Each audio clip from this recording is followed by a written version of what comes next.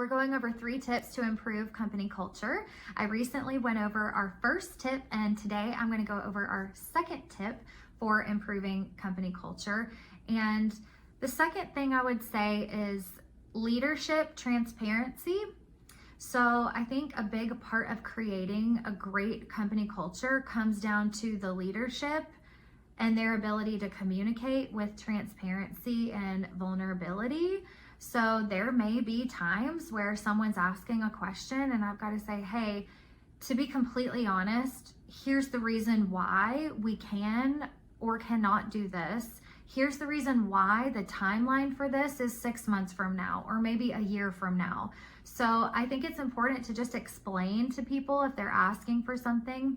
It's not just like yes or no. It's like, well, yes, and here's when, and here's why, and here's the benefits. And if the answer is no, it's like, well, this may not be aligned with our vision or our goals for the next year or 2 years.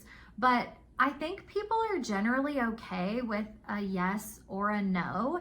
It's the in-between that I feel like people don't love. Like if I'm confused, if I'm in the dark, if you're not answering my question and I don't even know if are you ignoring me? Are you giving me an answer? Like that's the worst feeling ever. So I think it doesn't really matter what the answer is, yes or no, but let's just make sure that everyone understands and we're totally transparent with the reasons why.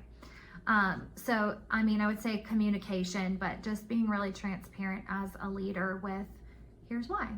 So that's my second tip for improving company culture. Stay tuned for tip number 3.